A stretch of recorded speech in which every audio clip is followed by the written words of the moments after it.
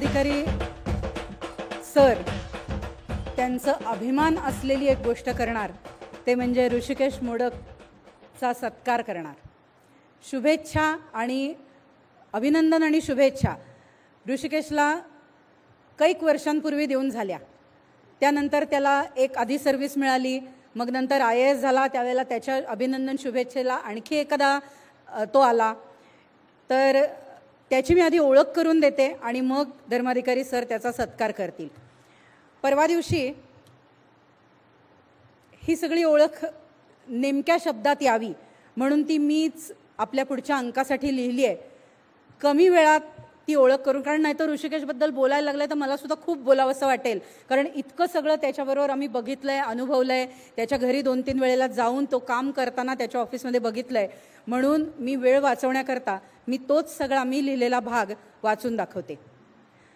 चाणक्य मंडल परिवारतर्फे परीक्षेत यश मिळाल्यावर अभिनंदन केलं जातं आणि पुढच्या वाटचालीसाठी शुभेच्छा दिल्या जातात. प्रशासनात जाऊन उत्तम आणि कार्यक्षम असं लोकाभिमुख काम करून दाखवल्यावर आपण विद्यार्थ्यांचा सत्कार करतो. 2014 साली आपण असा पहिला सत्कार केला होता आसाम केडर मिळालेल्या IAS विशाल सोळंकीचा. हा विशाल सोळंकी आता सध्या नव्या मुख्यमंत्र्यांचा सचिव म्हणून त्यांनी मुद्दाम निवडून घेतला आहे. नंतर गेल्या वर्षी 2015 साली आपण असा सत्कार केला होता इंडियन फॉरेन सर्व्हिसमध्ये असलेला आपला विद्यार्थी अनिकेत मांडवगणेचा. आणि खरं तर गेल्याच वर्षी आपण ऋषिकेश मोडकचा सत्कार करणार होतो, पण नेमक्या त्याच दिवसांमध्ये मणिपूरमध्ये मोठा कायदा सुव्यवस्थेचा प्रश्न निर्माण झाल्यामुळे ऋषिकेश मोडकला येता आलं नव्हतं. कारण चाणक्य मंडल परिवारमधला संस्कारही तसाच आहे, ड्युटी फर्स्ट. यंदा 2016 साली अखेर योग जुळून आला, त्यामुळे आपण यंदा ऋषिकेश मोडक IAS 2008 मणिपूर केडर, सध्या जिल्हाधिकारी उखरुल, मणिपूरमधला हा छोटासा जिल्हा आहे त्याचा तो जिल्हाधिकारी आहे, याचा उत्कृष्ट कामगिरीबद्दल सत्कार करतो आहोत. ऋषिकेशचं शालेय शिक्षण ठाण्यात झालं. त्याचे आई वडील दोघंही बँकेत अधिकारी होते. शाळेत असतानाच ऋषिकेशचं IAS व्हायचं ठरलं होतं, म्हणून त्याची आई त्याला 10वी झाल्यावर धर्माधिकारी सरांचं एक व्याख्यान ऐकायला घेऊन आली होती. त्यानंतर सगळं कुटुंब पुण्याला आलं आणि ऋषिकेशनं 1997 साली चाणक्य मंडल परिवारमध्ये फाउंडेशन कोर्सला प्रवेश घेतला. तिथपासून चाणक्य मंडल परिवारशी असलेला त्याचा ऋणानुबंध कायम आहे. नंतर त्यानं अर्थशास्त्रात MA केलं. कॉलेजच्या दिवसांमध्ये अनेक उपक्रमांमध्ये, फर्ग्युसन कॉलेजमध्येच होता तो, विशेषतः वक्तृत्व स्पर्धांमध्ये भाग घेतला, बक्षिसं मिळवली. चाणक्य मंडल परिवारतर्फे त्यावेळेला चाणक्य करंडक वक्तृत्व स्पर्धा आपण आयोजित करत असू. त्याचं सगळं आयोजनही त्यावेळेला ऋषिकेशनं केलेलं आहे. 2006 साली Indian railway traffic service IRTC मध्ये तो निवडला गेला होता. आणि हीच सेवा का, तर त्याला रेल्वे बघायला खूप आवडते म्हणून. ऋषिकेशमध्ये असं एक लहान मूल अजूनही आहेच. प्रशिक्षणानंतर सेवेत ऋषिकेश रुजू झाला. तिथे कानपूरमध्ये त्याचं पोस्टिंग होतं. तिथे राहून काम करता करताच त्यानं UPSC परीक्षांमध्ये पुढचा अटेम्प्ट दिला. तिथेच सराव प्रश्नपत्रिका लिहून तो मेलनं इकडे सरांकडे पेपर्स तपासायला पाठवायचा. 2008 साली तो भारतात 47वा आला. त्यावेळेला त्याला IAS सेवा मिळाली.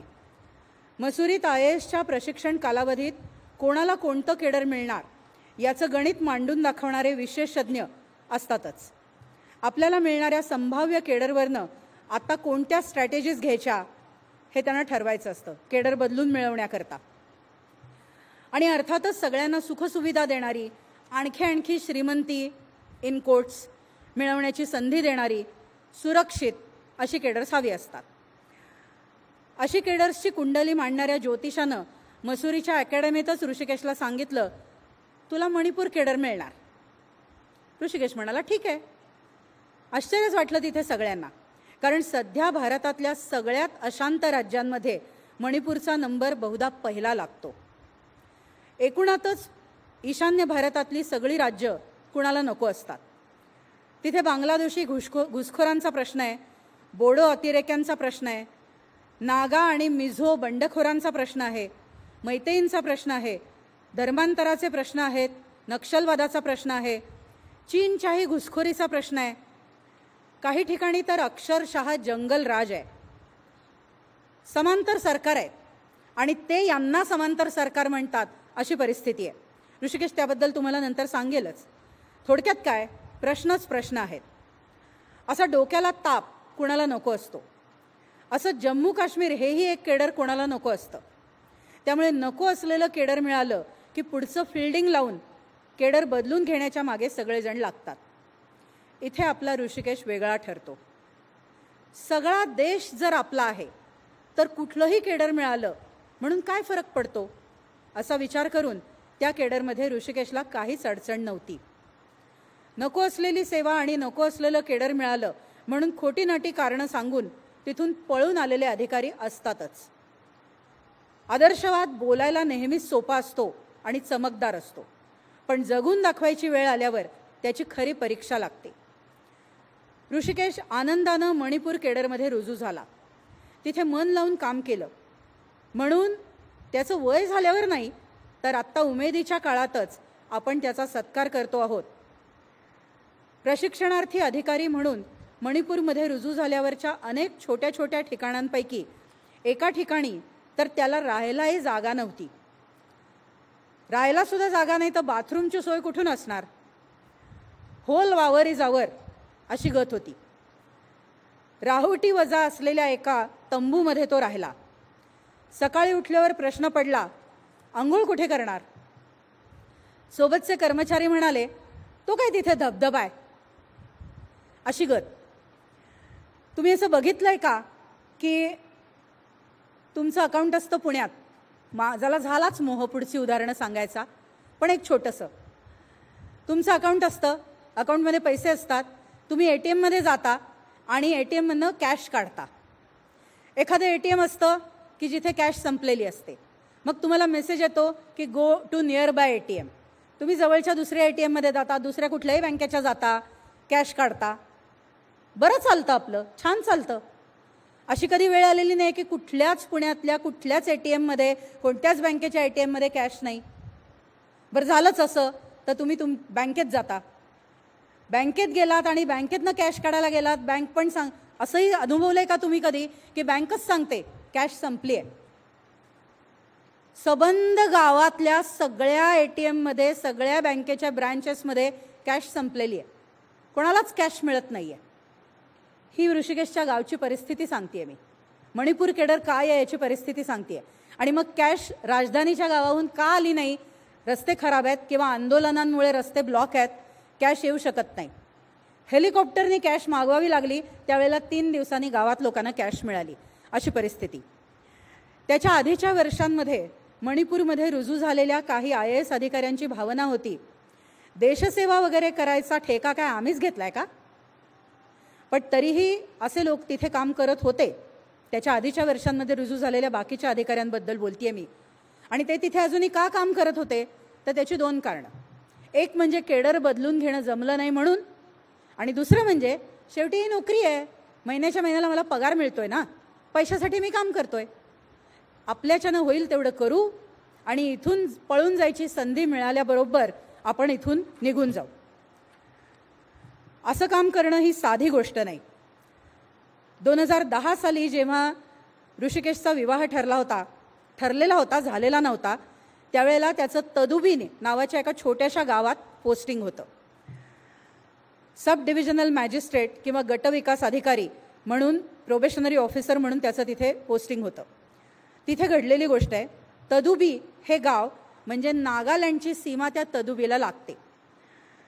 मणिपूरमध्ये प्रवेश करू इच्छिणाऱ्या national socialist council of Nagaland NSCN त्याच्या एका नेत्याला मणिपूर सरकारने मणिपूरमध्ये प्रवेश करायला बंदी घातलेली होती आणि तो प्रवेश करणार होता त्याला लागून असलेल्या तदुबीतून. तदुबीमध्ये पोस्टिंगवर असलेल्या अधिकारी या नात्याने ऋषिकेशची तिथे त्याला अडवण्याची जबाबदारी होती. या मुद्द्यावर त्यावेळेला तिथे मोठी अशांतता, अस्थिरता निर्माण झालेली होती. ऋषिकेशने त्या नेत्याला थांबवण्याची जबाबदारी तर उत्तम पार पाडलीच, पण त्या धुमाकूळात ऋषिकेश IAS ऑफिसर, त्याचं राहतं घर, त्याच्या राहत्या घराला लागूनच असलेलं, त्याच कॅम्पसमध्ये असलेलं त्याचं ऑफिस अज्ञात दंगलखोरांनी जाळून भस्मसात केलं. हे कळूनही त्याच्याशी लग्न करताना विजयश्री डगमगली नाही, त्याची पत्नी. आपल्याकडे IAS अधिकारी कसे राहतात? मगाशी रवींद्र म्हणाला वुमेन एम्पॉवरमेंट. सिगरेट पिऊन वुमन एम्पॉवरमेंट दाखवण्यापेक्षा विजयश्री सारखी दाखवावी हे जास्त चांगलं. अर्थातच रवींद्रनी त्याचं समर्थन केलेलं नाही आहे, म्हणजे मी त्या अर्थाने म्हणत नाही आहे, पण वुमन एम्पॉवरमेंट जर कोणाला दाखवायचीच असेल तर ती विजयश्रीकडे बघून दाखवा, हे जास्त चांगलं होईल. आपल्याकडचे IAS अधिकारी कसे राहतात, कसे वावरतात, कशा पार्ट्यांना जातात, त्यांची कार्यालयं कशी असतात, त्यांची घरं कशी असतात, हे जर पाहिलं तर तुमच्या लक्षात येईल की IAS अधिकाऱ्याचं त्याच्या घराला लागून असलेलं घर दंगलीत जाळलं जाणं ही काय चीज असते. ऋषिकेशनं executive assistant of chief secretary Manipur म्हणून इम्फाळमध्ये सुद्धा 1.5 वर्ष काम केलेलं आहे. त्यावेळेला इतर अनेक विभागांशी त्याचा जवळून संबंध आला. 2 वर्षांकरता त्यानं विक्रीकर आयुक्त म्हणूनही काम केलं आहे. त्या काळात मणिपूरचं विक्रीकरातलं उत्पन्न दुप्पट झालं. विक्रीकर विभाग हा मणिपूरमधला पहिला कॉम्प्युटराइज संगणकीकृत विभाग म्हणूनही त्याच काळात झाला. त्यात अर्थातच ऋषिकेशचं योगदान आहेच. मणिपूरच्या वित्तमंत्र्यांनी तयार केलेल्या goods and services tax GST च्या समितीचा ऋषिकेश हा एक सदस्य होता. त्याचाच एक भाग म्हणून त्याला कॅनडा, जपान, दक्षिण आफ्रिकेत अभ्यास दौऱ्यांना जाण्याची संधी शासनातर्फे देण्यात आली होती. 2014 मध्ये झालेल्या लोकसभा निवडणुकांच्या वेळेलाच खास निवडणूक आयोगाच्या निर्देशानुसार ऋषिकेशची उखरुल या डोंगराळ जिल्ह्याचा जिल्हाधिकारी म्हणून नेमणूक करण्यात आली. उखरुल हा आदिवासी जिल्हा आहे. त्याची सीमा म्यानमारला भिडते. तो भारताचा सुद्धा त्यामुळे सीमावर्ती जिल्हा ठरतो आणि त्यामुळे सीमावर्ती जिल्हा असल्यामुळे तिथे अनेक प्रश्नही त्याचे म्हणून वेगळे आहेतच. ऋषिकेशला आम्ही समरसून काम करताना पाहिलंय. इथे काय होण्याची गरज आहे, याची मानसिकता कशामुळे बदलू शकेल, या लोकांची मानसिकता कशामुळे बदलू शकेल, यांच्यासाठी रोजगाराच्या संधी कशा निर्माण करता येतील, यांची व्यसनाधीनता कमी करता येईल का, इथे शिक्षणाच्या दर्जेदार सोयी कशा निर्माण करता येतील, रस्ते आणि अन्य पायाभूत सुविधा कशा पुरवता येतील आणि मुख्य म्हणजे यांना एकसंध भारताशी कसं जोडता येईल, हे ऋषिकेशच्या चिंतनाचे आणि कामाचे विषय असतात.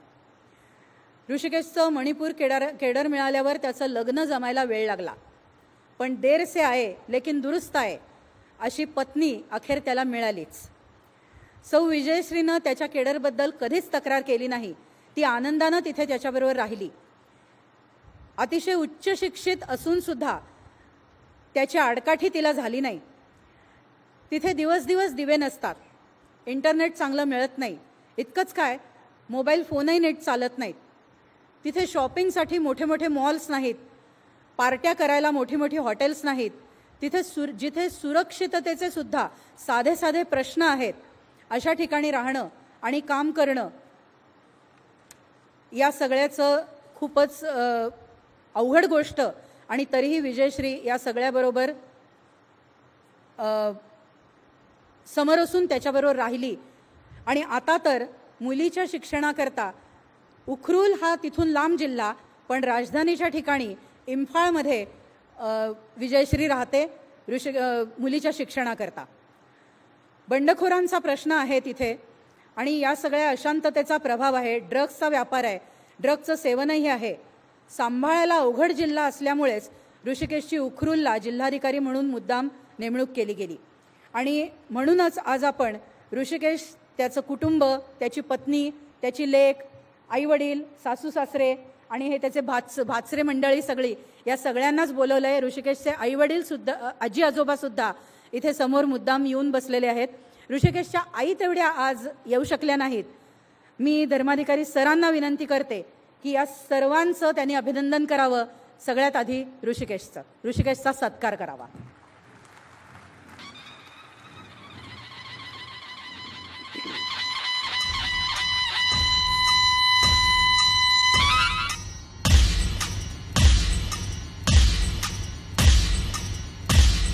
विजयश्री,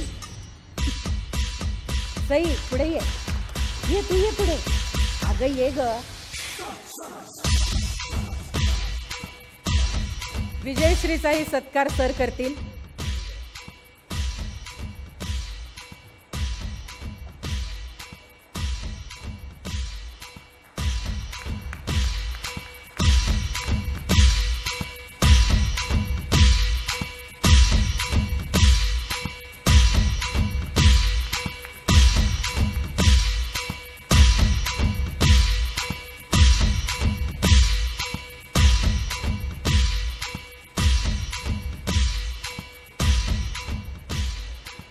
ऋषिकेशचे वडील आलेले आहेत इथे.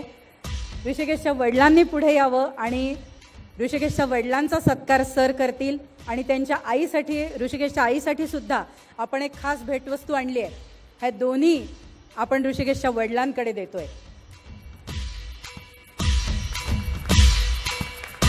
कमरेला सुपारी लावून त्याने आईची ही भेटवस्तू घ्यावी. आणि ऋषिकेशचे सासू सासरे ज्यांनी धाडस दाखवलं आपल्या लेकीला अशा मुलाला देण्याचं, ऋषिकेशच्या आई वडिलांचंही धर्माधिकारी सर स्वागत करतायत आणि सत्कार.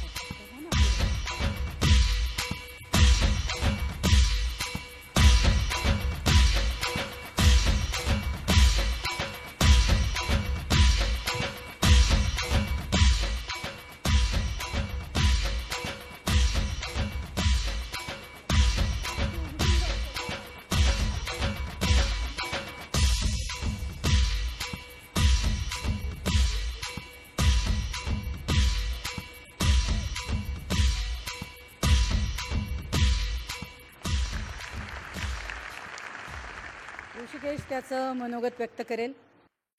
आदरणीय Dharmadhikari sir, brigadier Hemant Mahajan sir, Bhushan Kendkar sir, Anil sir, Prasad, व्यासपीठावरचे इतर मान्यवर, आत्ताच्या परीक्षेमधले यशस्वी विद्यार्थी आणि त्यांचे पालक आणि स्पर्धा परीक्षेची तयारी करणारे माझे सगळे मित्रमैत्रिणी, सर्वप्रथम मला हे सांगितलं पाहिजे की आत्ताचा हा दिवस, आजचा हा माझ्यासाठी खूप आनंदाचा दिवस आहे. चाणक्य मंडल परिवाराकडून, सरांकडून होणारं कौतुक हे खरं म्हणजे घरच्यांनी दिलेल्या शाबासकीसारखं आहे माझ्यासाठी. मी आभार हा शब्द वापरणार नाही, कारण आभार म्हटलं की कुठेतरी आपण बाहेरचे असल्याचा एक औपचारिक फिलिंग येतं. मला आत्ता फिलिंग येतं आहे ते एक आपल्या कुटुंबातल्या, आपल्या एक्सटेंडेड फॅमिलीनी केलेलं आहे आपलं कौतुक आहे.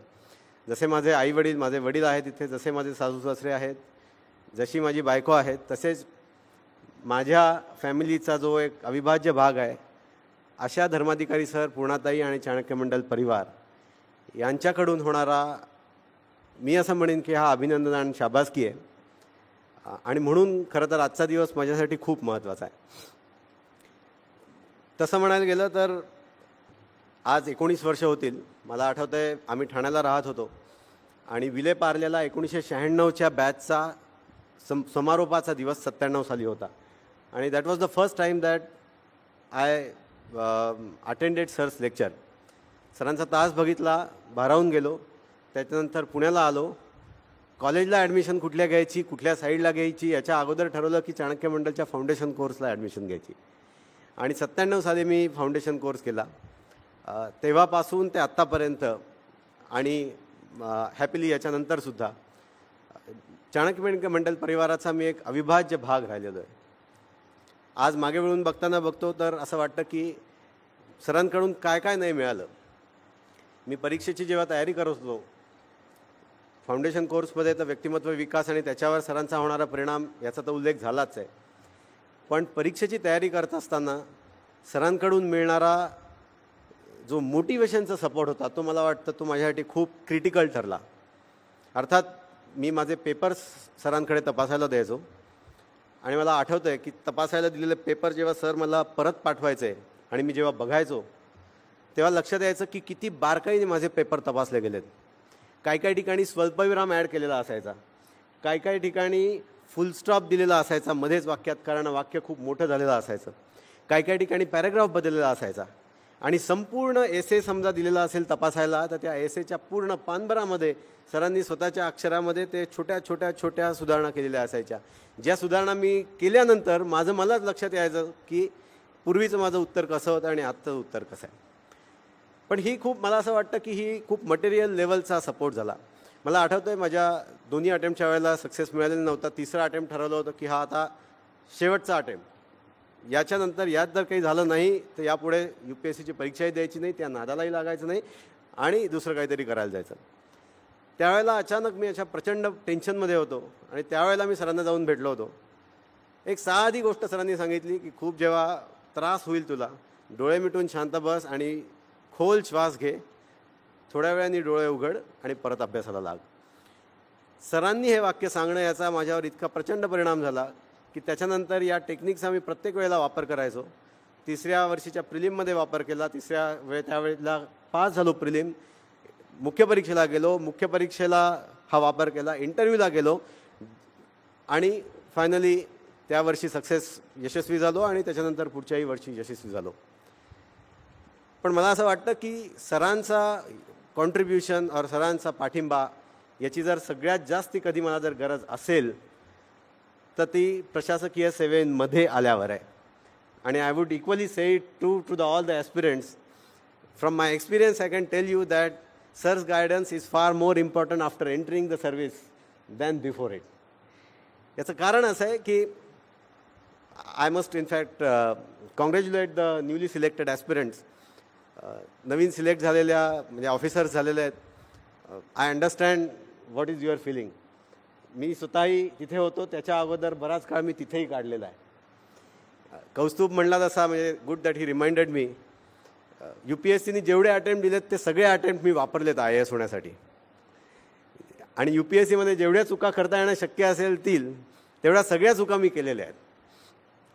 त्यामुळे मला कल्पना आहे की ही परीक्षा देणं हे किती अवघड आहे, या परीक्षेमध्ये यशस्वी होणं हे किती अवघड आहे.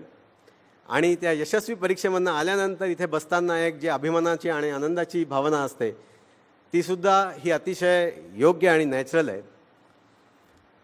पण आत्तापर्यंत दिलेली परीक्षा सोपी होती असं म्हणायची वेळ यावी, अशी आव्हानं आणि चॅलेंजेस आपल्यासमोर ॲडमिनिस्ट्रेटिव्ह सर्व्हिसेसमध्ये असतात.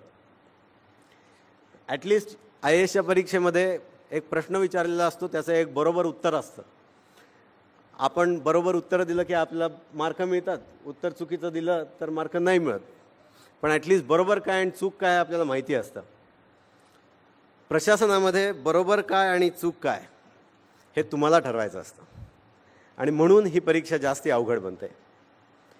असे बरेचदा मॉरल डिलेमाज येतात की जिथे प्रशासनामध्ये तुम्हाला उत्तर देणारं कोणी नसतं, तुमचे वरिष्ठ नसतात, तुमचे मित्र नसतात, कुठलंही पुस्तक वाचून त्याची उत्तरं मिळत नाहीत.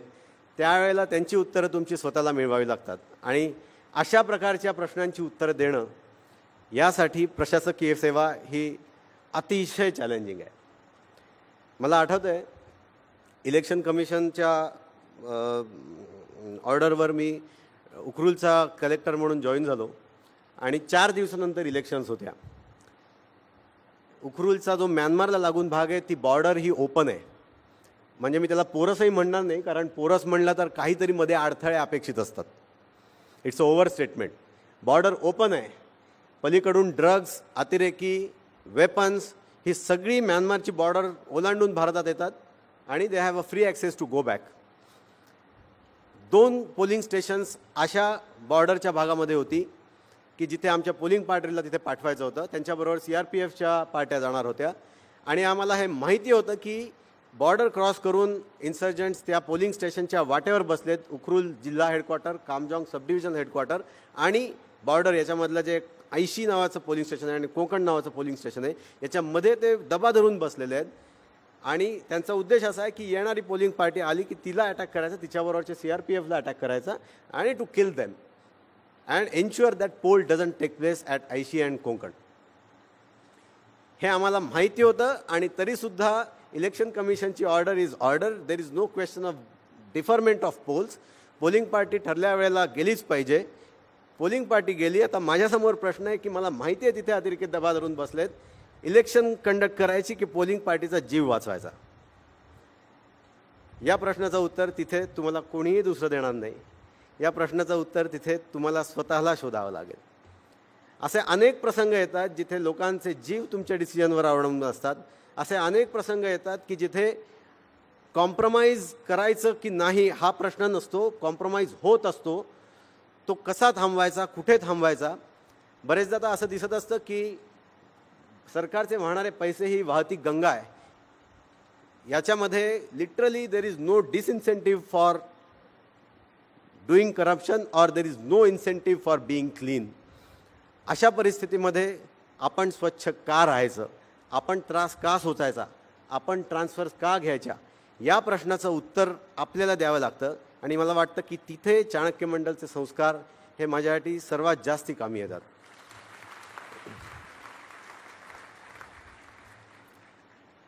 आमचे एक डेप्टी डायरेक्टर आमची फेज 1 संपत असताना, म्हणजे प्रशिक्षणाचा सुरुवातीचा काळ संपून आम्ही जेव्हा काडरमध्ये जात होतो त्यावेळेला आमच्याशी भाषण देताना म्हणले होते की it is not that you can't do compromises, you can do compromises but you will not do compromises. आणि ते विल नॉट येण्यासाठी, ते मी करणार नाही हे म्हणण्यासाठी, किंवा ते काहीतरी मी जर ते केलं, चुकीची गोष्ट जर मी केली तर ती माझ्या मनाला डाचत राहिली पाहिजे. ती डाचत राहणार नाही जर आपल्यावर लहानपणापासून काही त्याच्यावर संस्कार झालेले नसतील. जर चाणक्य मंडलसारखे जर संस्कार झालेले नसतील तर हे मी स्वतःच्या अनुभवाने सांगू शकतो की किती सोपं आहे वाहवत जाणं. कितीही चांगल्या उद्दिष्टांनी अधिकारी सर्व्हिस सिस्टीममध्ये येतो, पण जर समजा स्वतःचा कंट्रोल, स्वतःचा संयम नसेल तर इतकं सोपं आहे वाहवत जाणं. आपण बरेचसे अधिकारी असे बघतो की जे सर्व्हिस परीक्षेमध्ये येतात ते एक उत्तम ध्येय ठेवून येतात. तुम्ही जर 15-20 वर्षांनी त्या अधिकाऱ्यांना बघितलं तर प्रश्न पडतो की हेच ते अधिकारी का की ज्यांनी इतकी कॉम्प्रोमाइजेस केलेली असतात. आणि त्या अधिकाऱ्यांनाही लक्षात येत नाही की आपण इतकी छोटी छोटी छोटी कॉम्प्रोमाइज करत आपण किती मोठी मजल गाठली. कारण इट इज अ इन्क्रिमेंट. ते जे म्हणतात ना की जो बेडूक असतो त्याला जर तुम्ही एखाद्या पाण्यात ठेवलं आणि हळूहळू त्याला पाण्याला गरम केलं तर त्याला कळत नाही ते पाणी कधी बॉईल होतं आणि व्हेन इट इज डाईंग. आपला कॉन्शियस कधी संपतो आणि आपण कधी वेगवेगळ्या प्रकारची कॉम्प्रोमाइजेस करायला लागतो हे आपल्याला सुद्धा कळत नाही. मला असं वाटतं की त्या ठिकाणी स्वतःला रोखणं, स्वतःला स्वच्छ आणि कार्यक्षम ठेवणं हे सगळ्यात जास्ती चॅलेंजिंग आहे. सर्व्हिसमध्ये येणं हा माझ्या मते मला असं एक वाटतं की हा एक अतिशय लर्निंग एक्सपिरियन्स आहे. मुळात एका आपल्या बऱ्याचशा यशस्वी विद्यार्थ्यांनी सांगितलं की परीक्षेची तयारी करणं हा एक लर्निंग एक्सपिरियन्स होता. I will fully agree with that. म्हणजे मला जे 4 अटेम्प्ट लागले ते प्रत्येक अटेम्प्टमध्ये एक चूक शोधली आणि ती सुधारली आणि मग पुढचा अटेम्प्ट दिला. अशा पद्धतीने 4 अटेम्प्ट लागले. आपण चुका कुठे करत होतो, आपण सगळेजण लाल दिव्याची गाडी त्याच्या एका ग्लॅमरनी इथे येतो, डोक्यात सगळा तो ग्लॅमर असतो, मन आपलं भविष्यामध्ये असतं. मी स्वतः कितीतरी वेळा सोलापूरचा कलेक्टर झालेलो आहे मनातल्या मनात. बऱ्याचशा करप्ट ऑफिसर्सना मनातल्या मनात सस्पेंडही करून झालेलं आहे. जेव्हा मी 10वी-11वीमध्ये होतो तेव्हा फक्त प्रिलिम कशी पास करायची ते माहिती नव्हतं.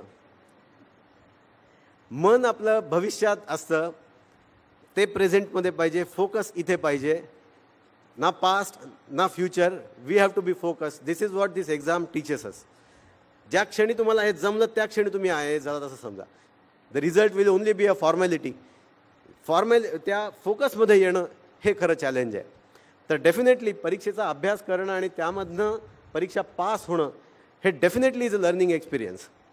But I would say that it is far more learning experience to be an officer in civil services. Civil सर्व्हिसेसमधले तुम्ही ऑफिसर म्हणून जाता, तुमचं वय असतं 25-26 वर्ष. तुम्ही जर IAS झालात तर तुम्ही सब डिव्हिजनल मॅजिस्ट्रेट म्हणून रुजू होता, किंवा कस्टम्स रेव्हेन्यूमध्ये गेलात तर असिस्टंट कमिशनर म्हणून जात होता. लेट मी टेल यू, तुम्ही जेव्हा रुजू होता तेव्हा तुमच्या हाताखाली ॲटलिस्ट तुमच्या वयाच्या दुप्पट वय असणारी माणसं ही तुमच्या जन्मापासून तिथे काम करत असतात. त्या लोकांना तुम्ही ऑर्डर्स द्यायच्या आणि त्या लोकांना तुम्ही ऑर्डर्स, कमांड, स्वतःचा रिस्पेक्ट स्वतःला घ्यायचा. हा प्रश्न मला जॉईन झाल्या पडला होता जेव्हा मी माणसांची त्यांची बर्थ डेट बघितली. यातली मी म्हणलं की यातली 90% माणसं ही मी जन्माला येण्याच्या अगोदरपासून ही ऑफिसमध्ये काम करतात. आज मी त्या ऑफिसमध्ये जायचं त्यांच्या आणि त्यांना ही गोष्ट या पद्धतीने करू नका आणि दुसऱ्या पद्धतीने करा हे सांगायचं. आता आपण काही जन्माला आल्यापासून अधिकारी नसतो दुसऱ्याला ऑर्डर सोडायला. This is a leadership position where UPSC has forced you to occupy that position. काही बॉर्न लीडर्स असतात, they take up leadership position in their school, colleges. All of us may not be like that. पण एक civil service officer झाल्यानंतर, gazetted officer झाल्यानंतर, you are by default leader, whether you want to be or not, that is not a question.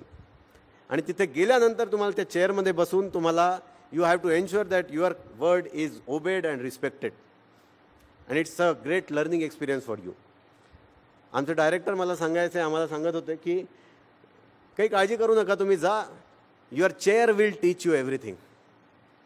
तुम्ही आज तिथे पहिल्यांदा ती chair occupy करत असाल, पण that chair has been occupied by successive IAS officers for years together, and as a result that chair has got a respect. तुम्ही त्या चेअरवर बसा आणि you will command the respect that that chair was giving you. त्याचे चंद्रगुप्ताच्या सिंहासनाची गोष्ट सांगितली जाते की कोणीही जाऊन तिथे बसला तर ही यूज टू रूल. चंद्रगुप्ताचं सिंहासन, IAS ऑफिसरची खुर्ची is like that. It gives you authority, it's give you command. That way तुम्ही जर लीडर नसाल तर लीडर बनता IAS ऑफिसर म्हणून, सब डिव्हिजन मॅजिस्ट्रेट जाऊन म्हणून बसल्यावर, आणि हळूहळू त्या खुर्चीमधून मिळणारा रिस्पेक्ट हा तुम्हाला अथॉरिटी वापरायला शिकतो.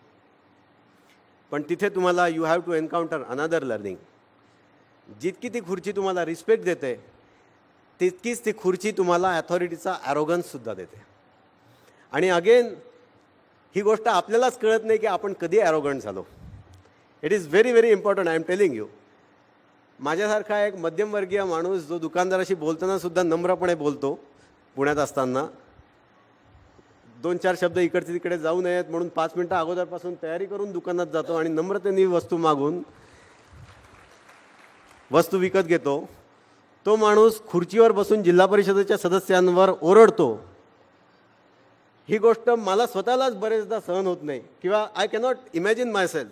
मी जेव्हा घरी येतो आणि जस्ट आजच्या दिवसभराचा रिकॅप करतो आणि माझ्या लक्षात येतं what all did I did. म्हणजे सडनली मला असं वाटतं की यार, वॉज आय सुपरमॅन. त्या खुर्चीवर बसून मला असं वाटतं, did I shout at district counsellor, did I shout at so and so person. आणि मग माझ्या असं लक्षात येतं की त्या खुर्चीवर बसल्यावर त्या पॉवर, त्या खुर्चीची, ही तुम्हाला प्रचंड सेन्स ऑफ अथॉरिटी देते. आणि त्या अथॉरिटीनंतर you derive a confidence. Especially जर समजा तुम्ही फील्ड पोस्टिंगमध्ये गेलेला असाल, सब डिव्हिजनल मॅजिस्ट्रेट असाल, कलेक्टर असाल, की जिथे literally you are shock absorber. वरून प्रेशर येतं आहे, हाताखालची माणसं ही सरकारी कर्मचारी आहेत ज्यांना तुम्ही रिक्रूट करू शकत नाही, ज्यांना तुम्ही सस्पेंड करू शकत नाही. एफिशियंट माणसाला प्रमोशन देऊ शकत नाही, इनइफिशियंट माणसाला शिक्षा देऊ शकत नाही. अशा माणसाकडून तुम्हाला काम करून घ्यायचं असतं. तुम्ही गव्हर्नमेंटसाठी शॉक ऑब्झर्वर असता. खालची माणसं कारणं शिकू शकता, देऊ शकतात. वरची माणसं म्हणू शकतात मी कलेक्टरला सांगितलं त्यांनी काम केलं नाही. कलेक्टर म्हणू शकत नाही हाताखालच्या माणसांनी काम केलं नाही. कलेक्टरनी काम करून दाखवायचं आहे. आणि that is the reason you have been selected through such a challenging exam. तुम्ही एक प्रकारचे शॉक ॲब्झॉर्बर असता. तो शॉक ॲब्झॉर्ब करताना तिथे तुमच्या मदतीला कोणीही नसतं. जे मगाशी मी उदाहरण सांगितलं की इलेक्शन कमिशननी ऑर्डर दिलेली आहे, पोलिंग ज्या ठिकाणी पोलिंग स्टेशन आहे तिथेच झालं पाहिजे. Any deviation from polling station has to be repoll. तिथे तुम्ही पोलिंग पार्टी पाठवायची. पोलिंग पार्टीला माहिती आहे आपण मरणार आहोत, तरी ते बॅगा उचलून बिचारे चाललेत. आणि यू हॅव अ डिलेमा, यांचा जीव वाचू की इलेक्शन कमिशन की ऑर्डर पाळू. You have to be shock absorber. आणि अशा ठिकाणी ती अथॉरिटी कमांड करताना तुम्हाला एक प्रकारचा वेगळाच कॉन्फिडन्स येतो की yes I can handle things. याच्यामध्ये तुम्ही कोणी काही सुपरमॅन नसता. सिम्पली परिस्थितीने तुम्हाला सुपरमॅन बनवलेलं असतं. You have learn to manage yourself in a district. याच गोष्टीचा जेव्हा तुमच्याकडे अथॉरिटी असते तेव्हा तुम्हाला असं लक्षात येतं. आणि आज मला विशेष पद्धतीने 2-2.5 वर्ष जिल्हाधिकारी म्हणून काम केल्यावर लक्षात येतं की किती छोट्या छोट्या गोष्टी असतात ज्या एका अधिकाऱ्याला सहज करता येणं शक्य असतं त्याच्या असणाऱ्या अथॉरिटी अँड पॉवरमुळे. मला वाटतं आपल्यापैकी सगळ्या लोकांनी SC, ST, OBC किंवा डोमिसाईल सर्टिफिकेट कधी ना कधीतरी घेतलेली असतील सरकारी यंत्रणेकडून. It is the most common thing. मला आठवतं आहे मी डोमिसाईल सर्टिफिकेट घेतलं ते कसं. तरीसुद्धा मी ही इम्प्रूव्ड पद्धत सांगतो आहे. बऱ्याचशा तुम्हाला लोकांना डोमिसाईल पद्धत घेण्याची जुनी पद्धत माहीत नसेल. आता systems have improved, computerization has come. Citizen सर्व्हिसचा एक कायदा झाला आहे, ज्याच्यामध्ये अर्ज दिल्यानंतर किती वेळात सर्टिफिकेट मिळालं पाहिजे असे सगळ्या टाईमलाईन्स आहेत. एक काळ होता की डोमिसाईल सर्टिफिकेट मिळणं use to be an achievement. मी डोमिसाईल सर्टिफिकेट मिळवलं तर ते ओरिजिनल सर्टिफिकेट घरी जाऊन मी लॅमिनेट करून ठेवलं. आत्तापर्यंत मी माझ्या बॅगांबरोबर ते कॅरी करतो. बाबा हरवलं तर परत त्या सरकारी ऑफिसमध्ये जाऊन ते मिळवण्याची आपल्याला गडबड नको. याच भावनेतनं आपण आपली सगळी सर्टिफिकेट, डोमिसाईल सर्टिफिकेट जातो आणि एखादा मोठा मॅरेथॉनमधलं कप घेऊन येण्याच्या आनंदामध्ये ही सगळी सर्टिफिकेट सरकारी यंत्रणेकडून आपण घेऊन परत येतो. आणि जो अधिकारी ही सर्टिफिकेट्स इश्यू करत असतो, एक सब डिव्हिजनल मॅजिस्ट्रेट, याच्यासाठी that certificate is just matter of one more signature out of the thousands of signature he is making in a given day. त्यांनी जर ठरवलं तर लिटरली एका सहीच्या फटकाऱ्यानिशी सामान्य माणसाचं आयुष्य तो सुखकर करू शकतो. पण आपण ते करत नाही. आणि ज्या वेळेला आपल्याला ही जाणीव होते खुर्चीच्या त्या साईडला बसल्यावर की अरे ज्या गोष्टीसाठी आपण इतके झगडलो, आज ती गोष्ट आपण लिटरली विचारही करत नाही आहे सही करताना, आणि समोरच्या माणसासाठी you have made his day. आज तिला जर ती सर्टिफिकेट मिळाली तर एक ऑफिसर म्हणून मला असं वाटतं की हे फार मोठं तुम्हाला जाणीव होते. आपण जर कॉमन आज इथे खूपसे विद्यार्थी हे अशा बॅकग्राऊंडमधून, हंबल बॅकग्राऊंडमधून आलेत की त्यांना या सगळ्या अडचणींची जाणीव आहे. आय कॅन ॲश्युअर यू, तुम्ही जेव्हा टेबलाच्या त्या साईडला जाऊन बसाल तेव्हा तुमच्या लक्षात येईल की आपले आईवडील कशासाठी झगडले. गॅस सिलेंडर, रॅशन कार्ड याच्यासाठी झगडले की जी गोष्ट एका ऑफिसरने जर ठरवलं तर ती किती पटकन होऊ शकते. इट इज जस्ट, मला आठवतं आहे की एक arm licence district magistrate issue करतात. आर्म लायसन्स एका ठिकाणून दुसऱ्या ठिकाणी ट्रान्सफर करायचं असेल तर डिस्ट्रिक्ट मॅजिस्ट्रेटची सही लागते. एक फाईल माझ्याकडे येऊन पडलेली होती आर्म लायसन्सची. मी म्हटलं रुटीन फाईल आहे म्हणून दिवसभर मी इतका बिझी होतो लोकांना भेटण्यामध्ये की सकाळी 9 वाजल्यापासून ते संध्याकाळी 5 वाजल्यापर्यंत मला लिटरली काही करायला वेळ नाही मिळाला. आणि शेवटी मी विचारलं, जवळजवळ मला एक 3-3:30पर्यंत माणसं भेटायला येत होती. त्याच्यानंतर जेव्हा मी विचारलं लोकांना की अजून कोणी शिल्लक आहे का भेटायला, त्यावेळेपर्यंत जवळजवळ 5 वाजला होता. मध्ये मी काही फाईल्स क्लिअर केल्या, अजून काही गोष्टी केल्या. आणि ते आर्म लायसन्सची जी फाईल होती ना, ती फाईल माझ्या टेबलावर मला दिसत होती ती. पण मी म्हटलं हे रुटीन वर्क आहे, मी हे सगळ्यात शेवटी करीन असं म्हणून मी ती सगळ्यात शेवटी ठेवून दिली होती फाईल. ती फाईल त्या माणसानं विचारलं अजून कोणी शिल्लक आहे का. ते म्हणले की एक माणूस आहे, रिटायर्ड आर्मी जवान आहे, राजस्थानचा आहे, तो वाट बघतोय बाहेर. मी त्याला बोलावलं. तो म्हणला काय काम आहे. तो म्हणला माझा आर्म्स लायसन्स ट्रान्सफर करायचं, त्याची फाईल तुमच्याकडे आहे. तो माणूस राजस्थानचा होता. आर्म्स लायसन्स त्यांनी उखरुलमध्ये पोस्टिंगला असताना घेतलेलं होतं. ते पोस्टिंगला असताना घेतला आर्म्स लायसन्स, त्याला राजस्थानला ट्रान्सफर करायचं होतं. आणि ते ट्रान्सफर करून घेण्यासाठी हा रिटायर्ड झालेला माणूस राजस्थानपासून उखरुलपर्यंत हा त्याच्यासाठी आलेला होता. तो सकाळी 9 वाजल्यापासून आलेला होता, 5 वाजेपर्यंत थांबलेला होता. कधी ती फाईल बाहेर येईल, कधी तो त्या आर्म्स लायसन्स घेईल आणि गाडी पकडून इम्फाळला जाईल आणि घरी जाईल. 5 वाजता तो आला आणि मला म्हणला की माझा आर्म्स लायसन्सची सही तुमच्याजवळ आहे. एक शब्दाचा कुठेही तक्रार नाही, कंप्लेंट नाही, ॲरोगन्स नाही की मी सकाळपासून बसलो आहे. I think he is a representative of common people in our country की नॉर्मल ॲडमिनिस्ट्रेशननी त्यांचं काम केलं तर दे आर व्हेरी हॅपी. त्यांची कुठलीही कंप्लेंट नाही. ते पैसे खाऊन झालं, ते 5 दिवस उशिरा झालं, 10 दिवस उशिरा झालं. मला इतकं वाईट वाटलं. तो माणूस 5 वाजता आत आला आणि जेव्हा मला म्हणला की माझी आजची गाडी तर गेली, आता आज मी राहीन आणि परत तक्रारीच्या सुरात नाही, जस्ट मॅटर ऑफ फॅक्ट. त्याला मी तिथल्या तिथे ती सही केली, त्यातला आर्म्स लायसन्स काढलं, त्याच्या हातात दिलं आणि त्याला म्हणलो I am sorry. I didn't say it because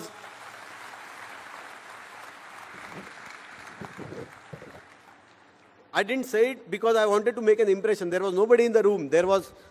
त्या माणसाचा माझ्या आयुष्यात परत कधी संबंध येणार नाही. पण मला आतून वाटलं की कोणीतरी 10 वाजल्यापासून बसलंय एका आपल्या सहीची वाट बघत, आणि एक सही म्हणजे त्याला 1 सेकंदसुद्धा लागणार नाही, इतकी वेळ लागणार होता. We kept that person pending. हे कुठेतरी आपल्याला तिथे जाणवलं पाहिजे. आपण ही सेन्सिटिव्हिटी जर टिकून ठेवू शकलो ॲडमिनिस्ट्रेशनमध्ये तर मला वाटतं that will be the real purpose for coming to our service. I been incidentally posted in Manipur, जिथे या सगळ्या गोष्टींची खूप जास्ती प्रकर्षाने जाणीव होते. म्हणजे मी असं म्हणायचो की गमतीने म्हणायचो, I hope it remains as a fun and doesn't become reality, की जर कोणाला इराक आणि अफगाणिस्तानच्या जवळची जाणारी सिच्युएशन भारतात राहून बघायची असेल तर मणिपूरला आहे. आपण पॉलिटिकल सायन्समध्ये स्टेटलेस सोसायटी किंवा स्टेट येण्याच्या पूर्वीची जी सोसायटी हॉब्सची की जिथे everybody is against everybody, there is no state and there is everything chaos, अशी जर परिस्थिती असेल तर मणिपूरला या. तुम्हाला लक्षात येईल की व्हॉट इज मीन्स. पूर्ण त्यांनी काही काही उदाहरणं दिली आहेत. मला आठवतं आहे ती तौसेम नावाची सब डिव्हिजन आहे मणिपूरची. तमेंगलाँग नावाचा रिमोटेस्ट जिल्हा आहे, सगळ्यात दूरचा जिल्हा आहे. या जिल्ह्याचं राजधानीपासून किलोमीटर आहेत फक्त 147 किलोमीटर. हां, विचार करा, राज्यातला सर्वात मोठा दुर्गम जिल्हा म्हणजे मणिपूरचा गडचिरोली. हां, मणिपूरचा गडचिरोली हा मणिपूरच्या राजधानीपासून 150 किलोमीटरसुद्धा नाही आहे, बट इट रिमेन्स रिमोट. त्या रिमोट जिल्ह्यामध्ये पूर्णतः जे वर्णन करत होते, आम्ही जेव्हा तिथे पोस्टिंगला होतो तेव्हा एक आठवडा असा आला की it was a cashless district. हां, आपण आता कॅशलेस इकॉनॉमीची भाषा करतोय ना की they should not be cash. We already achieved that.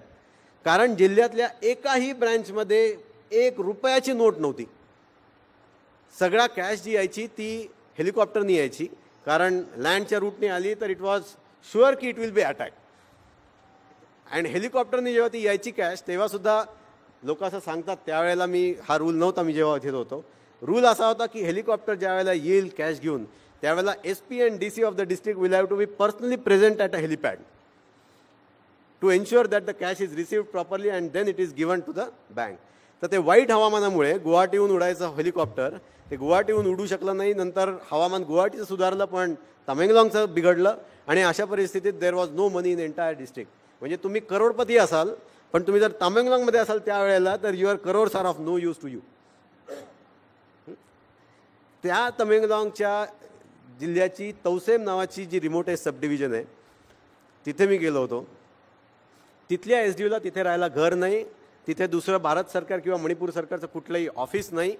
SDOला तिथे राहायला घर नाही, तिथे कुठल्या गोष्टी विकत मिळत नाहीत. तो राहतो तमेंगलाँगला. तमेंगलाँगवरनं ते तौसेम असं समोर दिसतं, म्हणजे हेलिकॉप्टर उडलं तर ते 1-2 मिनिटात पोचेल तिथे. पण तिथे जाण्यासाठी तुम्हाला 3 डोंगर आणि 2 नद्या पार करून जावं लागेल. कोणी तिथे जर आजारी पडलं तर लोकांना पाठीवर त्याला उचलून 2 डोंगर क्रॉस करून तमेंगलाँगच्या ठिकाणी यायचं, म्हणजे रिमोटेस्ट डिस्ट्रिक्टला येणं हे सुद्धा त्यांच्यासाठी अचिव्हमेंट ठरते. त्या ठिकाणच्या सब डिव्हिजनला हा SDO जायचा. तो बरोबर सगळं अन्नधान्य, राशन पाणी आणि पेट्रोलचे 4 कॅन घेऊन जायचा. बरोबर त्याच्या स्टाफनं घेऊन जायचा. काही इक्विपमेंट्स घेत, मध्ये कुठे झाडं पडलेली असतील, लँडस्लाईड झाडं असतील ती स्वतःच क्लिअर करायची आणि पुढे जायचं. असं जाऊन तौसेमला जायचं. तौसेमला जे काही ॲडमिनिस्ट्रेटिव्ह वर्क करायचं असेल, 4-5 दिवस सर्टिफिकेट इश्यू करायचे असतील, हे ते एनर्जीस राबवायची असेल ती करायची आणि जवळचं अन्नधान्य संपलं की तिथून परत तमेंगलाँगला यायचं.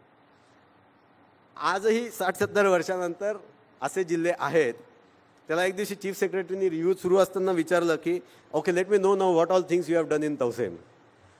तो म्हणला सर बाकी काय तर मी सांगू शकत नाही, but at least I know I have represented government of India by going there for 3 days in a week. He was the government of India at that point of time in Tousem. अजून एक अशीच सब division आहे तिपायमुख म्हणून, ती चुडाचांदपूर जिल्ह्यात आहे. तिथल्या जिल्हाधिकाऱ्यांना तिथे जायचं असेल तर सोपा उपाय आहे, चुडाचांदपूरवर इम्फाळला यायचं, इम्फाळहून मिझोराममध्ये जायचं विमानाने आणि मिझोराममधनं स्वतःच्याच सब डिव्हिजनमध्ये परत यायचं. मणिपूर हे राज्य असं आहे की जिथे या भौगोलिक प्रॉब्लेम्स आले हे ओव्हरकम करता येतात, पण तिथली अशांतता आणि लॉ अँड ऑर्डर मला वाटतं is in to the genes of that state.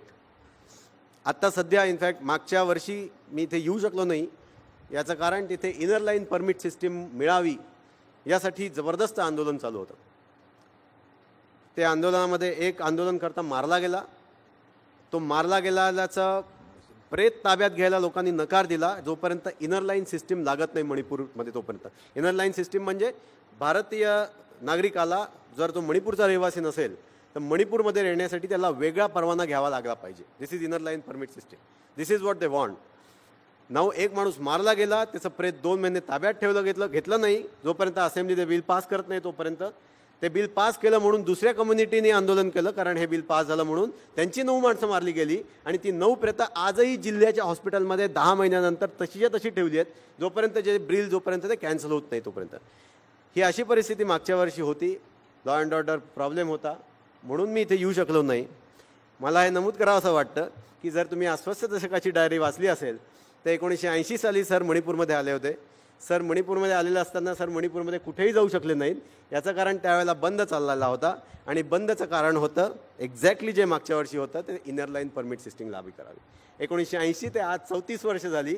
Exactly त्याच कारणासाठी मणिपूरमध्ये आत्ता बंद चालू आहे. मणिपूरला काही बाहेरचे लोक आता येऊन त्याला बंदपूरसुद्धा म्हणायला लागलेत. म्हणजे विजयसिंहने जे सांगितलं that was not exaggeration, for God sake. माझ्याकडे व्हॉट्सॲपवर एक मेसेज आलेला होता की जिथे बंदचं कॅलेंडर दिलेलं होतं आणि ते म्हणले की आता प्रॉब्लेम असा होतो की इतक्या लोकांना बंद पुकारायचा आहे फॉर व्हेरियस रिझन्स की they are not finding suitable dates in between, calendar is full. 2011 साली we witness biggest bandh of 100 days blockade, की ज्याच्यामध्ये पेट्रोलचे पैसे 200 रुपयाला लिटर झालं होतं. जे भविष्यकाळात भारताबरोबर होईल ते मणिपूरमध्ये 2 वर्षापूर्वीच होऊन गेलं आहे. गॅस सिलेंडर 1000 रुपयाचा होता. And common man goes all through this. Petrol पंपाच्या बाहेर 5-6 किलोमीटरची लाईन लागलेली असते. ATMच्या बाहेर कॅशसाठी नसतात लोक. अशा ठिकाणी सुद्धा जेव्हा तुम्ही कामाला गेलेले असता तुम्हाला असं दिसतं की ही चादर इतक्या ठिकाणी फाटलेली आहे की आता कुठे कुठे म्हणून मी त्याला ठिगळं लावू. म्हणजे 34 वर्षापासूनचा जो प्रश्न चालू आहे तो भारत सरकारला सोडवता येत नसेल. आजच्या काळात NSCN बरोबर त्यांची 18 वर्ष वाटाघाटी चालली आहेत, ती भारत सरकारला अजून सोडवता येत नसतील. उखरुल ज्या जिल्ह्यामध्ये मी काम करतो ते NSCN IIMचा गड आहे. तो आय एम ॲटलिस्ट शुअर की समोर बसलेली जी मुलं आहेत they will never forget what is NSCN IIM because of the general studies. It is a Naga insurgent groups. When I was there, I used to study this as one more group with some alphabets in their names. Today, even in my dreams, I know about this group. ज्याचं वर्णन हे south east एशियामधलं सर्वात जुनी इन्सर्जन्सी असं केलेलं आहे. South east एशियामधलं. आत्ता जेव्हा नागा अकॉर्ड झाला तेव्हा त्याचं वर्णन केलं गेलं की NSCN IIM किंवा नागा इन्सर्जन्सी ही सायमन कमिशनच्या आधीपासूनची डिमांड आहे आणि भारताच्या स्वातंत्र्यानंतरची पहिली इन्सर्जंट डिमांड ही नागांनी केलेली होती. आज तागायत तो प्रश्न सुटलेला नाही आहे. अशा ठिकाणी जिथे पॅरलल सरकार हे NSCN IIMचं आहे, उखरुल जिथे मी काम करतो, NSCNची टॉपची लिडरशिप ही उखरुलमधनं येते. म्हणजे आपल्याकडच्या नेत्यांचे जर मतदारसंघ लक्षात घेतले तर त्या मतदारसंघात त्या नेत्याचा शब्द हा शेवटचा असतो. उखरुलची परिस्थिती तशीच आहे. घरातला प्रत्येक माणूस NSCNमधल्या कुठल्या ना कुठल्या तरी सदस्य आहे. तुमच्या ऑफिसच्या स्टाफचा कोणी ना कोणीतरी भाऊ तिकडे आहे. माझ्या माहितीतला एक माणूस एक फॅमिली अशी की everybody has done well in his life including in NSCN. बरेचदा अशी म्हणायची वेळ येते की आपण पॅरलल गव्हर्नमेंट आहोत आणि they are the real government, की ज्यांची स्वतःची प्राईम मिनिस्टर असतो, ज्यांचे स्वतःचे खासदार असतात, मंत्री असतात, ज्यांची स्वतःची ॲडमिनिस्ट्रेटिव्ह सिस्टीम चालते. अशा ठिकाणी आर्मी डिप्लॉय केलेली आहे, but even they are on cautious note, कारण भारत सरकारबरोबर त्यांची बोलणी चालू आहेत. जिथे भारत सरकारची त्यांच्याबरोबर बोलणी चालू आहेत आणि मागची 60 वर्ष त्यांच्याशी कसं वागावं हे अजून तरी पॉलिसी लेवलला आपण ठरवू शकलेलं नाही आहेत. इथे तुम्ही कलेक्टर म्हणून जावं आणि तिथे ॲडमिनिस्ट्रेशन भारताच्या इतर भागात जसे लॉ लागू होतात तसेच तिथेही लागू करून दाखवावेत ही अपेक्षा असते तुमच्याकडून. And you have to ensure that it happens in that way. I think this is the challenge. मी जो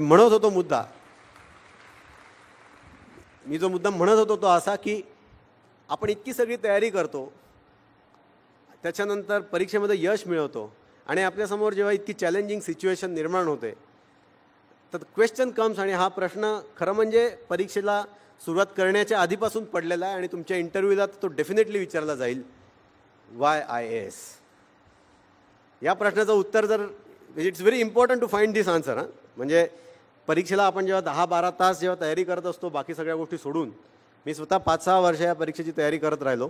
ज्या काळात आपले मित्र हे छान मजा करत असतात, ट्रेकला जातात, हॉटेलात जातात, पार्ट्या करतात, जॉब सुरू होऊन फायनान्शियली सिक्युअर होतात, त्या काळात आपण सगळेजण 5-6 वर्ष हे 10 ते 12 तास अभ्यास करत आपल्या खोलीत राहिलेलो असतो. आयुष्याची अत्यंत महत्त्वाची आणि पॉसिबली बेस्ट इयर्स आपण एका खोलीत राहून इतिहास आणि NSCN IIM बद्दल इन्सर्जन्सीचा अभ्यास करत घालवतो.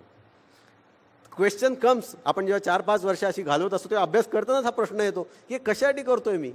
It would be better if I give it up and go for some easier option or preferably private sector option. तुम्ही जेव्हा सर्व्हिसमध्ये सिलेक्ट होता आणि जेव्हा तुम्ही मणिपूरसारख्या राज्यात राहता आणि जेव्हा तिथे जाऊन तुम्हाला अशी परिस्थिती बघायला मिळतो, again you have to ask a question की वाय IAS, कशासाठी सिव्हिल सर्व्हिसेसमध्ये आपण येतो. वी ऑल नो की आपण सगळेजण खरं म्हणजे सिव्हिल सर्व्हिसेसमध्ये एका ग्लॅमरनी आलेलो असतो. मी पण आलो. मी 10वीत असताना बाबा माझे म्हणले तसं की आमच्या घराजवळ कलेक्टर ऑफिस होतं आणि लाल दिव्याची गाडी मला I was mesmerize by that. Collector त्याच्या दिव्यावरची गाडी ती चालली आहे आणि ही इज कमिंग इन. बस that was the reason, precisely that was the reason I decided to become IAS. That glamour and status. Let me tell you, आज मी आहे कलेक्टर, बट यू रिअलाइज की सर्व्हिसचं सॅटिस्फॅक्शन हे त्या ग्लॅमरमध्ये नाही आहे. It is very easy. तुम्ही सर्व्हिसमध्ये लागल्यानंतर प्रोबेशनर असताना तुम्हाला लाल दिव्याच्या गाडीचं सगळ्यात जास्ती कौतुक असतं. I tell you. म्हणजे असिस्टंट कमिशनर असताना त्या जिप्सीवर लाल दिवा लावून पूर्ण शहरातनं असं जायचो.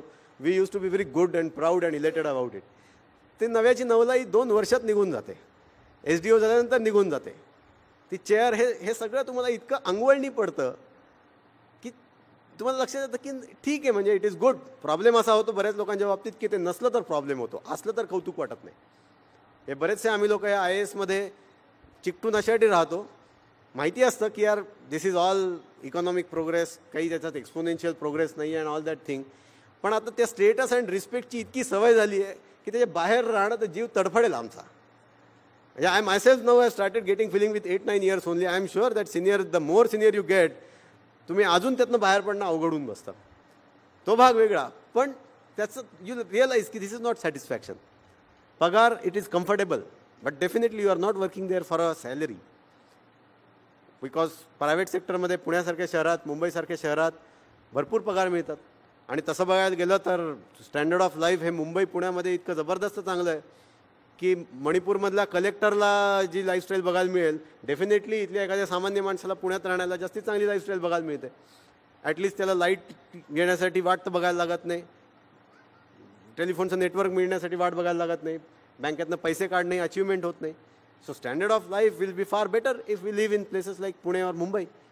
The question comes as to why civil services, why IAS. मला असं वाटतं, आणि this I would say with lot of experience, मी या सगळ्या बाबींचा विचार करून झाल्यावर मला असं वाटतं की I will come back to that point. आणि आपण ज्या प्रार्थनेमध्ये म्हणतो की जरी एक पशु पुसायास आला तरी ते एक समाधान आहे. समोरचा माणूस येतो तुमच्याकडे, एक प्रॉब्लेम घेऊन येतो आणि you are able to solve that problem. मगाशी मी सर्टिफिकेटचं उदाहरण दिलं ते एक आहे. तो माणूस थांबला होता वाट बघत. तो विचार करत होता की ती फाईल माझ्या हातात येईल, मी दुसरीकडे देईन, मधी करीन. मी तिथल्या तिथं ते लायसन्स काढलं आणि त्याच्या हातात दिला. त्या माणसाच्या चेहऱ्यावर मला जे समाधान दिसलं, मला काय लागलं ते करायला, nothing, but I could do it. अशी हजारो वेळा तुम्हाला संधी मिळते जी जिथे समोरचा माणूस आला त्याचं मागणं लई नव्हतं. फ्रँकली स्पीकिंग, तुम्ही कलेक्टर म्हणून काही प्रश्न सोडवत नाही त्यांचे कायमचे. कोणाकडे वीज नसते, तुम्ही त्याला वीज नाही देऊ शकत. हे सगळे तुमच्या वे बियॉन्ड कलेक्टरच्या, ॲटलिस्ट मणिपूरच्या कलेक्टरच्या पॉवरच्या बाहेरच्या गोष्टी आहेत. इंडोनागा पीस टॉक्स किंवा इन्सर्जन्सीचा प्रश्न तुम्ही नाही सोडवू शकत. तुमचा जिल्हा अचानक पूर्ण करप्शन फ्री तुम्ही नाही करू शकत. सगळ्यांना वीज आणि इंटरनेट तुम्ही नाही देऊ शकत. तुम्ही तुमचं रोजचं ऑफिस चालवलं तरी खूप होईल, इतकी पैशाचा तुमच्याकडे तुटवडा आहे. पण तरीसुद्धा एक कुठली तरी बाई येते, ती रडत येते तुमच्याकडे, तिला काहीतरी प्रॉब्लेम असतो. तुम्हाला हे माहीत नसतं ती खरं बोलते की खोटं बोलते. तुमच्याकडे तिची डॉक्युमेंट तपासायला वेळ नसतो. तुम्ही फक्त त्या बाईच्या आत येते, तिच्या बोलण्यावर तुम्हाला असं वाटतं यार हिला खरंच गरज आहे असं मला वाटतं. बाकी माझ्याकडे काही प्रूफ नाही. सरळ तुम्ही कुठून तरी एक स्कीम काढता, तुमच्या अधिकारात त्या बाईला देत्या आणि ती बाई रडत तुमच्या ऑफिसच्या बाहेर जाते. ते रडणं जे असतं ते सॅटिस्फॅक्शनचं रडणं असतं की I came with lot of hope to DC and I am going back with the satisfaction that my hope was fulfilled. किती पैसे दिलेले असतात मी त्या बाईला? 5,000 रुपये. But the satisfaction that it gives you, अशा छोट्या छोट्या गोष्टी की ज्या तुम्ही रोजच्या दिवसात as a part of your job करता. मला वाटतं if we are able to find out a satisfaction in this, if we are able to find out a satisfaction की भारत सरकार प्रॉब्लेम सॉल्व करू शकत नाही, government of Manipur is not able to do anything, they are asking you to solve that problem. And then you feel proud about the fact कि encroachment होती है, nobody is able to stop it, army is not able to stop it, they are requesting you, asking you to stop it on their behalf. You feel proud, you feel good about yourself कि yes, I am capable of doing something, I am the government at this place. This is satisfaction ज्याच्यासाठी आपण civil सर्व्हिसेसमध्ये येतो.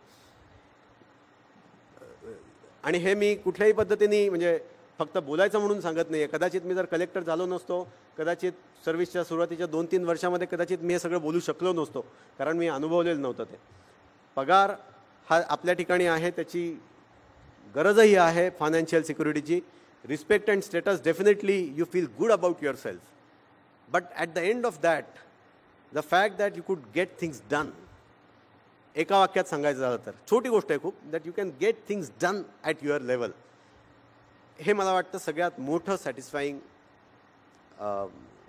उत्तर आहे आपण IAS का व्हायचं याच्यासाठी. मी एक छान वाक्य ऐकलं होतं IASची परीक्षा तयार करत असताना, एका कोचिंग क्लासच्या ह्याच्यामध्ये होतं. You crib about bad roads, you complain about not having electricity, you agitate about the all corruption in government, or join IAS and fix it. The moment you join civil services, you no longer have a right to criticize government because you are government.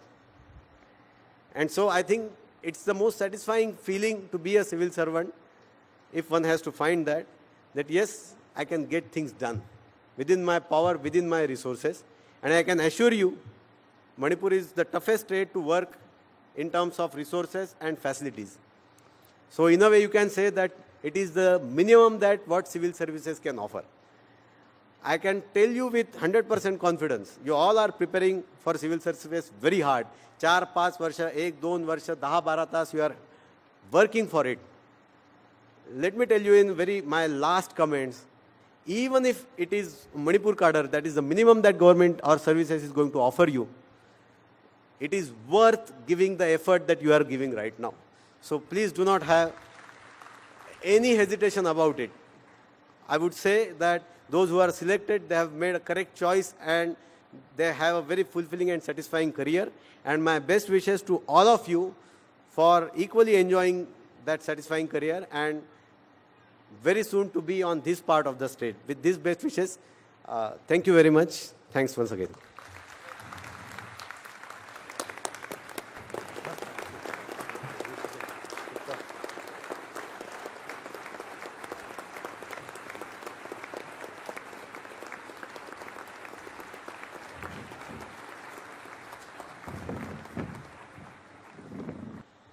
सर्वात जास्ती आनंदाने मी म्हणतोय की एक अक्षर बोलायची गरज उरलेली नाही. ऋषिकेश काय बोलला आणि आपण दिवसभर इथे का होत हे ज्यांना कळलेलं नाहीये तेवढेच जागा सोडून जाणार आहेत, हे मी स्पष्टपणे सांगतोय. आणि मग ते बसण्यापेक्षा ते गेलेलेच बरे, कारण आपल्याला चाणक्य मंडलला काय करायचं आहे याचं तुम्ही मूर्त रूप गेली 40 मिनिटं ऐकत होतात. मी एक अक्षर बोलायची आवश्यकता उरलेली नाही.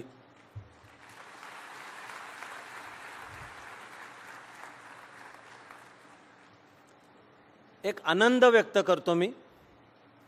ऋषिकेश, त्याची पत्नी म्हणजे माझी सुनबाई विजयश्री, इथं माझी नात पण आहे सई, विजयश्रीचे आईवडील, ऋषिकेशचे आईवडील इथे आहेत.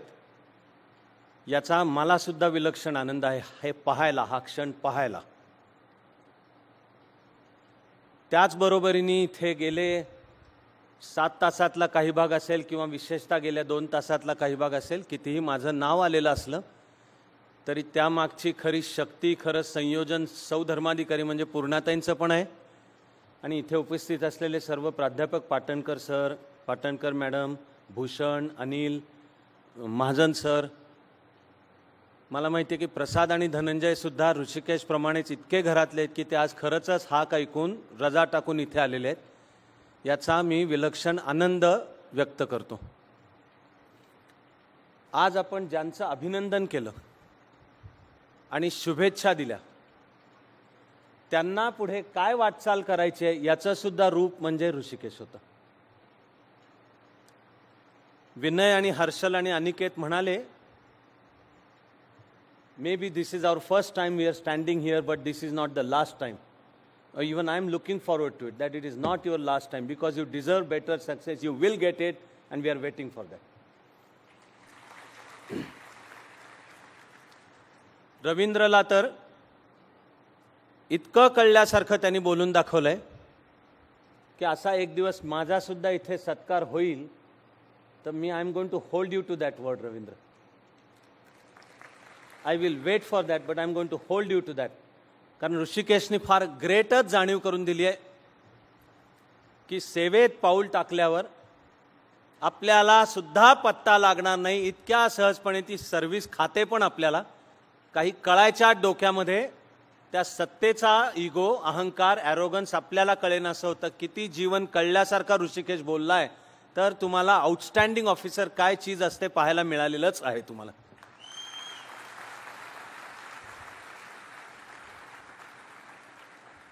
आणि इथे आपला जो प्रयत्न चालू आहे त्याच्या सर्व रचनेमध्ये कळणारं हे सर्व शहाणपण ओतण्याचा आपला प्रयत्न आहे. म्हणून आहे की परीक्षेत यश मिळवल्यावर आपण सत्कार करत नाही. होत असतील तिथे होतील, ठीक आहे, शुभेच्छा आहेत, आपण नाही करत. हा शब्दांचा खेळ नाही आहे. तुला परीक्षेत यश मिळालं म्हणजे काय हात आभाळाला लागले नाहीत. कॉन्व्हर्स ऑल्सो इज ट्रू, की नाही मिळालं तर काय आभार कोसळला असं पण नाही आहे. हे कळल्यासारखे बोलले हे सगळे. तेव्हा परीक्षेत यश मिळाल्यावर काय, अभिनंदन आणि शुभेच्छा, की तू अभ्यास उत्तम केलास, मिळालंस यश, अभिनंदन आहे, इथून पुढच्या वाटचालीबद्दल तुला शुभेच्छा आहेत. आणि तरी मग आपण तो पण कार्यक्रम आपण कसा करणार, तर हे दिवसभरचं वर्कशॉप समर्थ रामदासांच्या उक्तीतल्याप्रमाणे जे जे आपणासी ठावे ते ते इतरासी सांगावे, शहाणे करूनी सोडावे सकळ जन. तसं तुम्ही अभ्यास कसा केलात, काय अनुभव आले, चढउतार काय आले, फटके कुठे बसले, पण शहाणपण कोणतं शिकलात, आणि त्या दृष्टीने तुम्हाला टिप्स काय द्यायच्या ते द्या. म्हणजे प्रेरणेचा स्रोत वाहता पाहिजे. म्हणून वर्कशॉप पण घ्यायचं.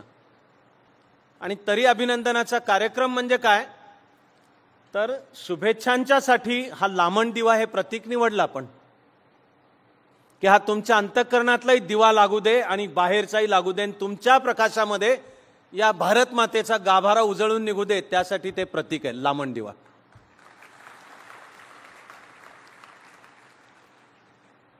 पण अभिनंदन आणि शुभेच्छेच्या कार्यक्रमाचा सगळ्यात महत्त्वाचा घटक कोणता म्हणालो, तर मी म्हणणारे, विचार करा आपापला. सर्वांच्या समोर उभं राहून पुन्हा एकदा केलेला संकल्पाचा उच्चार हा या कार्यक्रमाचा सर्वात महत्त्वाचा घटक आहे.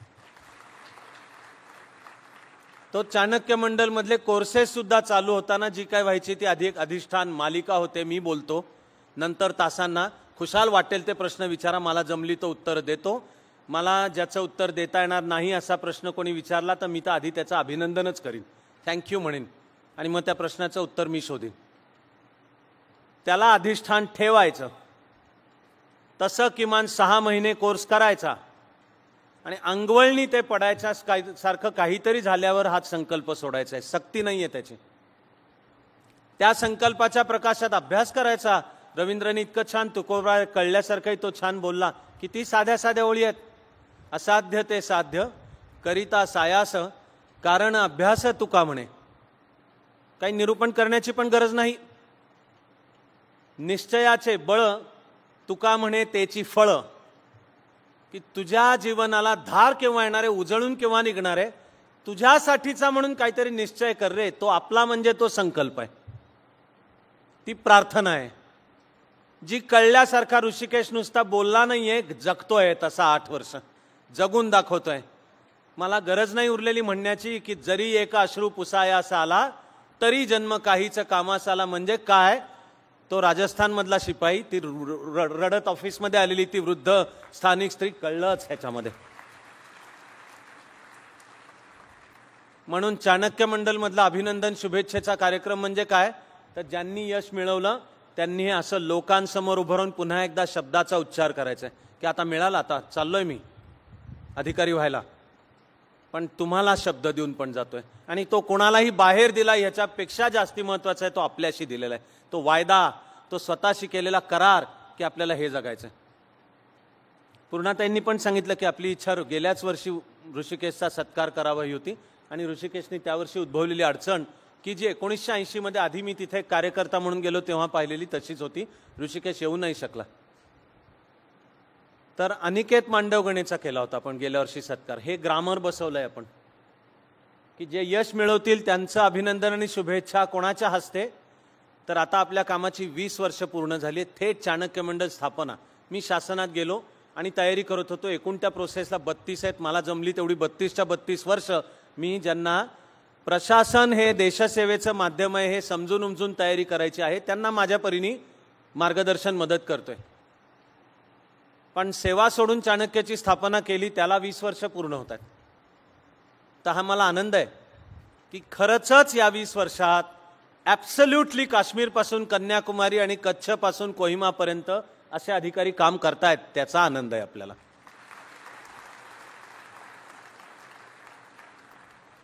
तर त्या अनिकेतनी प्रोबेशन काळातच आपली प्रार्थना लॅमिनेट करून देव्हाऱ्यात ठेवली होती. आणि हे जे नातं आहे सर्वांशी की ते कोर्स पुरतं नाही, ते फी टाक तर इथे वाला नाही, हा परिवार आहे. एखादा संपतो तो नुसता कोर्स नाही, नातं शाश्वत आहे. मला तर खात्री आहे तिकडे ऋषिकेशला, तिकडे तो तदुबीला असू दे, उखरुलला असू दे, इम्फाळला असू दे, त्याला अनेकदा वर्षातनं उचक्या लागत असणार आहेत. इतके वेळा मलाही त्याची आठवण पण येते. तासांना सहज बोलताना संदर्भ आले तरी मी ज्यांची नावं घेऊन उदाहरणं घेऊन सांगत असतो असे तिकडे ऋषिकेशला उचक्या लागतच असणार आहेत. कारण मला माहिती आहे की हे मला ऋषिकेश आणि त्याचे आईवडील सुद्धा, त्याचे वडील सुद्धा खरंच इतके छान बोलले. कारण ते असं इथून येतं. मला 10वी झाली आहे आणि त्यांचा फोन आला आणि भेटायचा हा दिवस सुद्धा कालच्यासारखा आठवतो. 19 वर्ष झाली. तुमचं माझं सुद्धा नातं सांगतो. हे नातं आज आलो आणि कोर्सला आलात तर नातं आहे, नाही आलात तर वालं नाही आहे. आपण जर नातं जर असेल की आपण या भारत मातेच्या मंदिरामधले आपण सेवक आहोत तर ते नातं शाश्वत आहे. ते जर नसेल तर त्या नात्याला काही अर्थ पण नाही आहे. काही मग ठीक आहे मग. पण आज आपण ते सर्व पाहिलं, अनुभवलं, म्हणून संकल्पाचा सुद्धा उच्चार करायचा असतो. म्हणूनच मी याहून अधिक काही न बोलता खरंच सर्वांना सर्व काळ सर्व शुभेच्छा.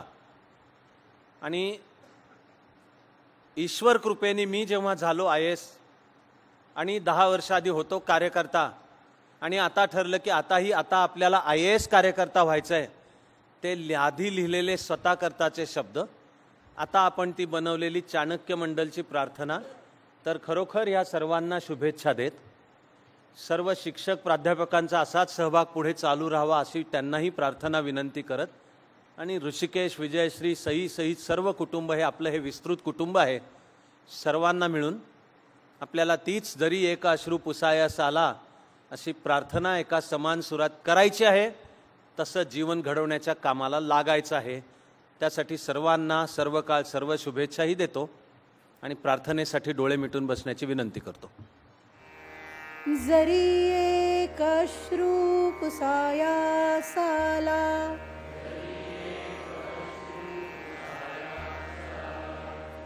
तरी जन्म काहीच कामास आला.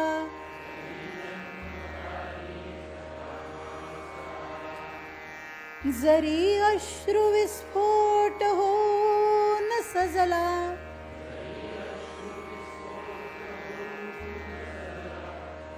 तरी मुक्त ज्वालामुखी जन्म झाला.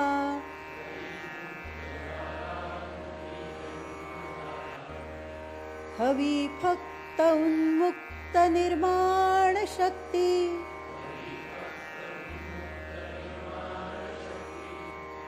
नवी ध्येयासक्त प्रल्हाद भक्ती.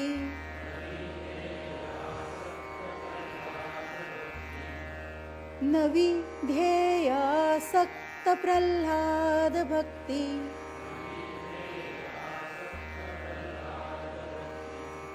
नवी ध्येयासक्त प्रल्हाद भक्ती.